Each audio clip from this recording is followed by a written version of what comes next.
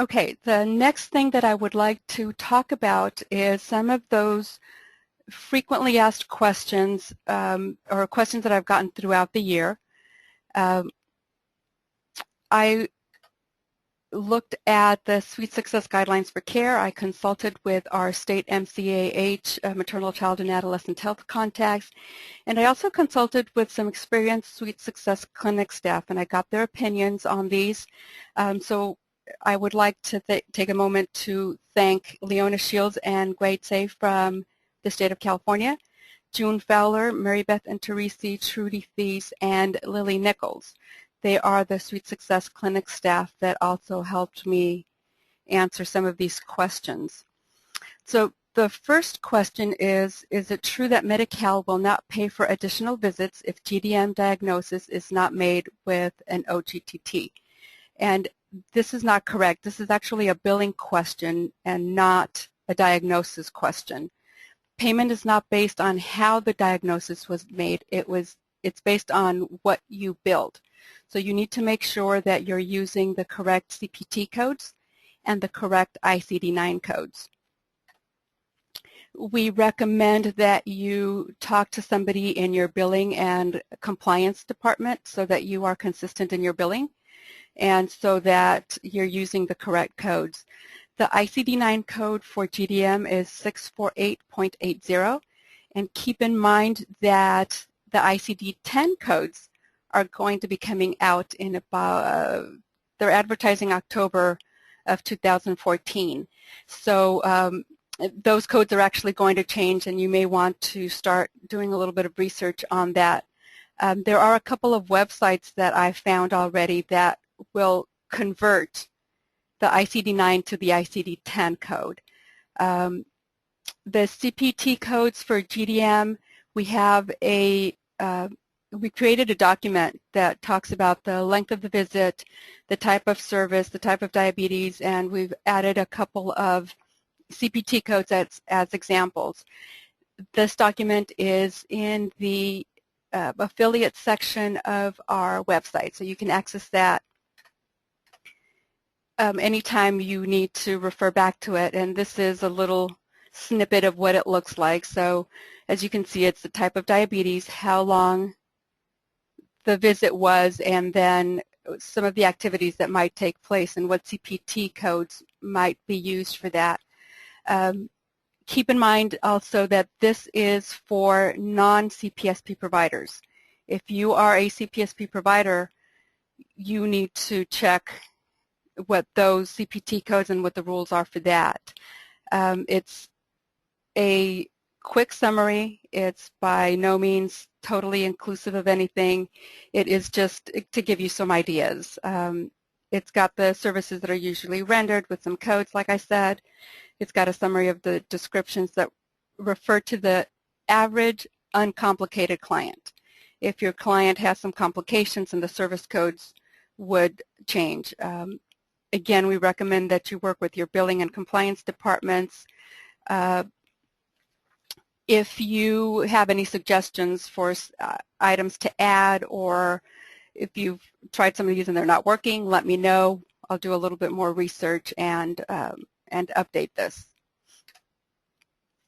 Our next question is, due to funding cuts and program reorganizations, we will be left without a dietitian. Is it appropriate for our program to continue with a trained registered nurse and physician as only staff? And yes, as long as two things. The first is that you have to have a registered dietitian to refer to if needed. The nurse needs to be trained, and this applies to any team member, such as the BMS. Anybody that you do not have on staff, you would have to have a referral for.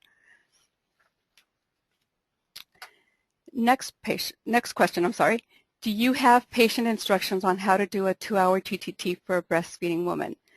We don't have anything in writing or in our guidelines. However, breastfeeding lowers the mother's blood sugar, so the suggestion is that she pump and bring a bottle of breast milk to feed the baby while she's undergoing her OGTT, so that she is not breastfeeding and lowering her blood sugars even more.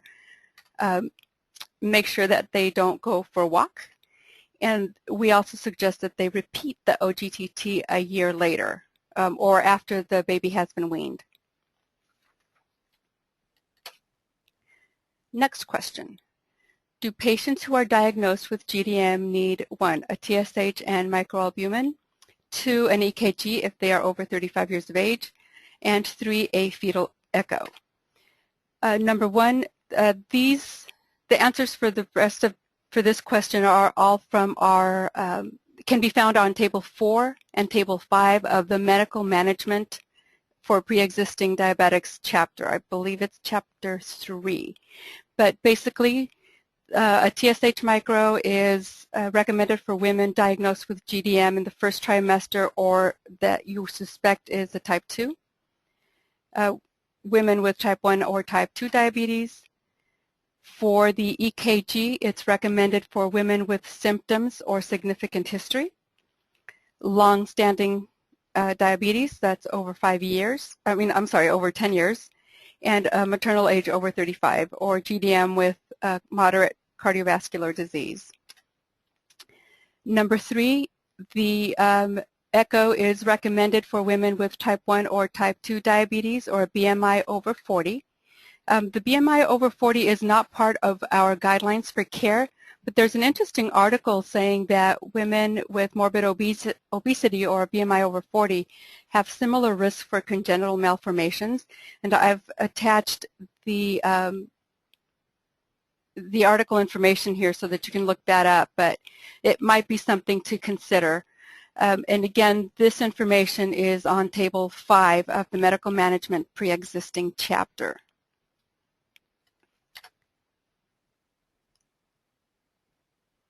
Okay, moving on here, those are all of the questions that I thought might be of interest to more than just the people who asked the question. So there are a couple of articles or some items that we have been waiting for, and 2 that I thought would be interesting for everybody. The first is the ACOG Practice Bulletin for Gestational Diabetes was finally published in August of 2013. There is a citation, and basically they're saying that all pregnant patients need to be screened. They don't really specify how to screen, just that you need to screen. The other thing that they are suggesting is early pregnancy screening for undiagnosed type 2 if the patient has risk factors. And then they suggest that they rescreen at 24 to 28 if the results of this are negative. The risk factors are listed in the ACOG bulletin. The big one, let me go back. The risk factors are previous medical history of GDM, known impaired glucose, and obesity. The big thing that has come out, though, is this little blurb up here. They are suggesting that providers continue to use a 2-step approach to screen. In other words, do an initial screen and then go back and do the diagnostic testing. The reason for this is that they're saying there is no evidence, that evidence does not exist that using the IADP-SG recommendations leads to significant improvements in either maternal or newborn outcomes, but that it would lead to significant increases in healthcare costs. So they're not seeing a cost benefit to doing the new recommended testing. One of the things that they did add, though, is a proposed performance measure for their members, which is a percentage of women with GDM diagnosis who have a postpartum screening for type 2 diabetes. I do have access to this article. If anybody's interested, let me know.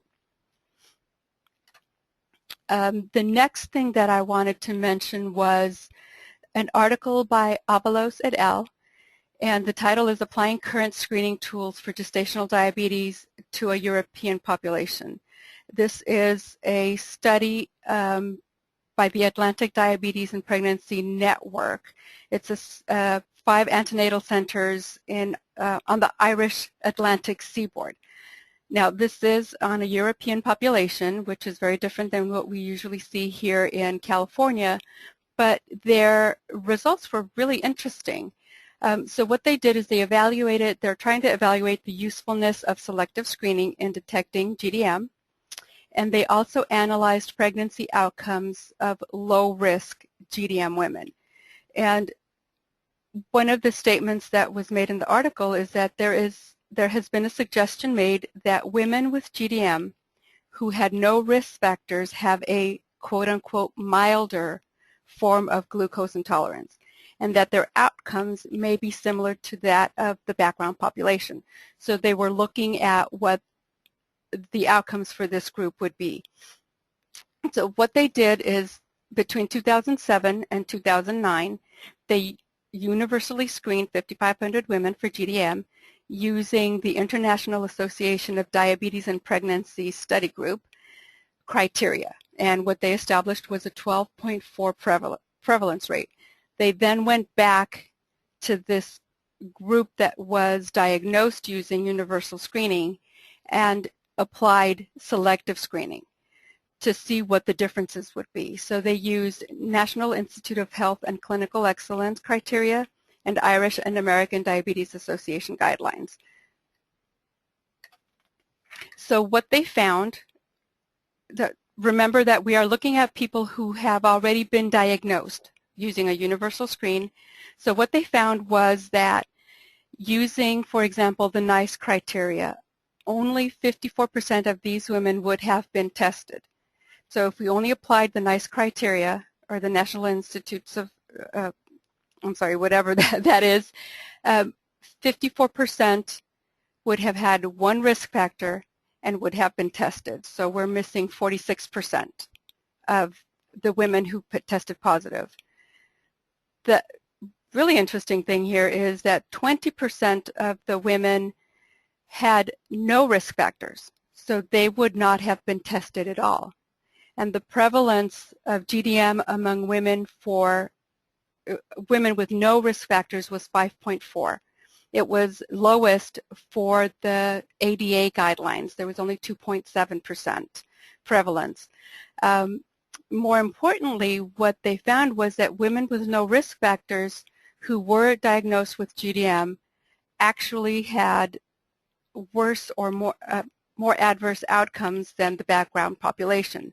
So basically what they're saying is there really isn't a milder form of GDM. You either have it or you don't, and you're at risk. Some of the things that they saw more of in this group was hypertensive disorders, higher C-section rates, and more polyhydramnios, and the infants had a higher rate of NICU admissions too. They did find a group of women who had a low prevalence, and by low prevalence they meant less than 1%, and that is women who are under 21 years of age and they have a BMI of less than 25. I don't know how many of you see this particular group, but if you need to selectively screen, they're suggesting that this is a group that may not necessarily need, they may not be high risk.